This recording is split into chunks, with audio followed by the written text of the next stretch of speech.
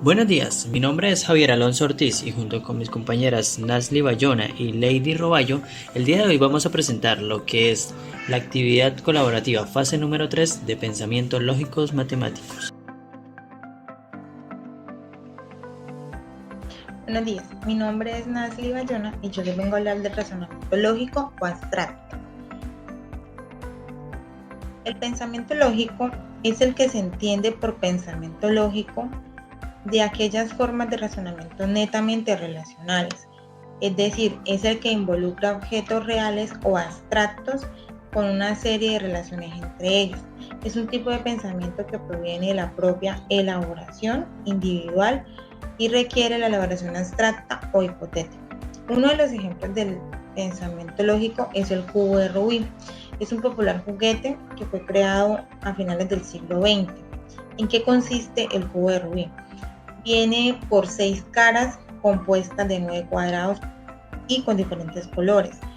¿Qué se hace? Pues se revuelven todos los colores y la idea es que la persona, bien sea un adulto, sea un niño, logre unir los colores nuevamente. Toda la parte roja, toda la parte azul. Entonces eso hace con el cubo de Rubik. Otro de los ejemplos es los rompecabezas o los puzzles.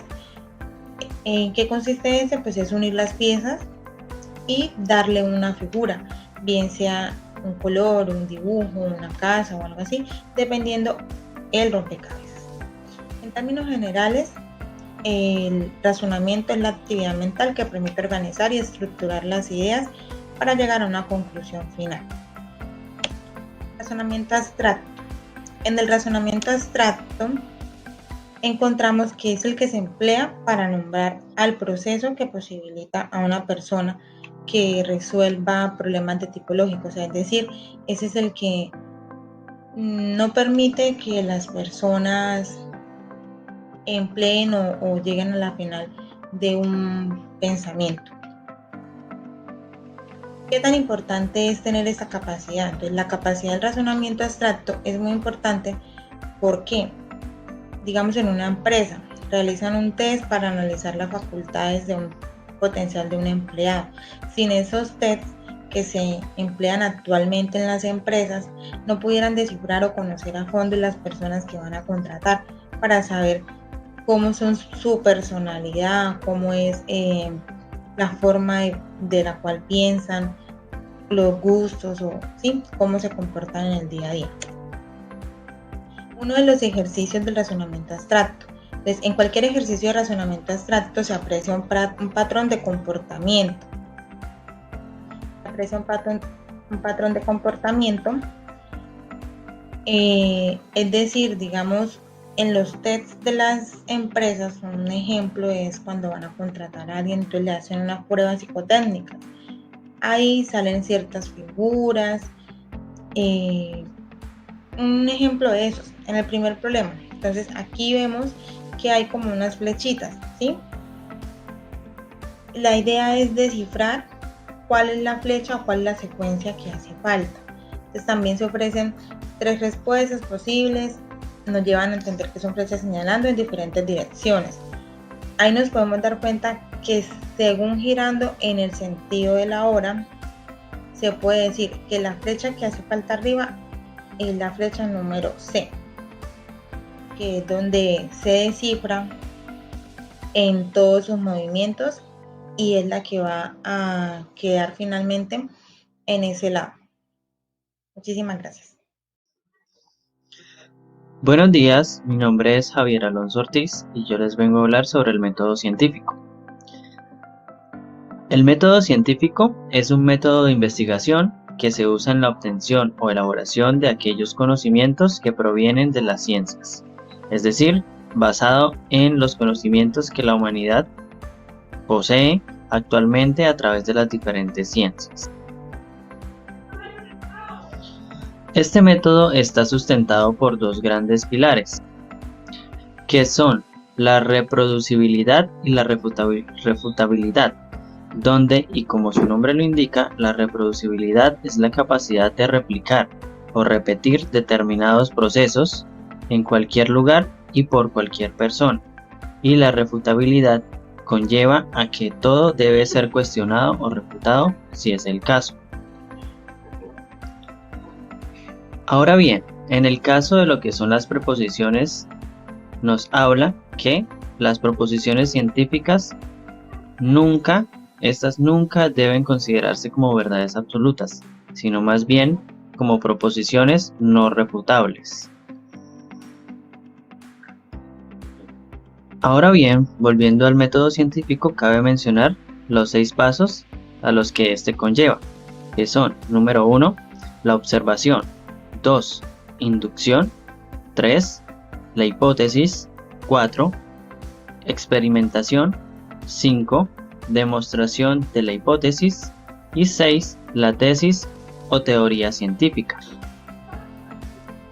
La manera correcta de su realización es la siguiente: a través de la observación, número 1, 2, hacer preguntas referente al tema a abordar; 3, investigar en base a esas preguntas; 4, analizar los datos; número 5, probar un experimento o experimentar en base a lo anterior; número 6,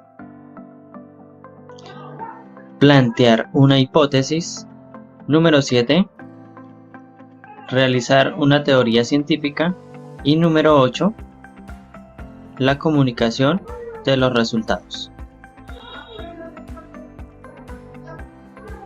Ahora bien, hablaremos brevemente sobre lo que es el razonamiento inductivo y deductivo. Ambos están presentes en el método científico en 2 de sus etapas. El inductivo se manifiesta en el planteamiento de la hipótesis, ya que tras la observación se debe dar explicación a las preguntas planteadas mediante este razonamiento.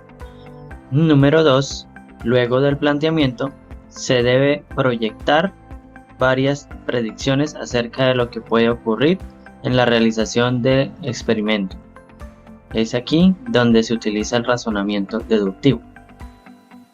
Ahora bien, le cedo la participación a mi compañera Lady. Silogismos categóricos y la forma estándar del silogismo categórico. ¿Qué es un silogismo? Un silogismo es un argumento deductivo en el que se infiere una conclusión a partir de las premisas. Ahora vamos a ver qué es un silogismo categórico. Es un argumento deductivo que consiste en 3 proposiciones, que contienen exactamente 3 términos, cada uno de los cuales solo aparece en 2 de las proposiciones, recibiendo el nombre de premisas, y la otra se llama conclusión.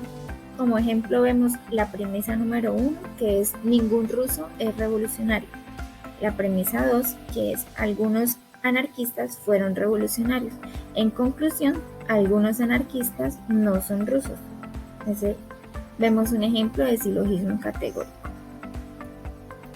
Forma estándar del silogismo categórico.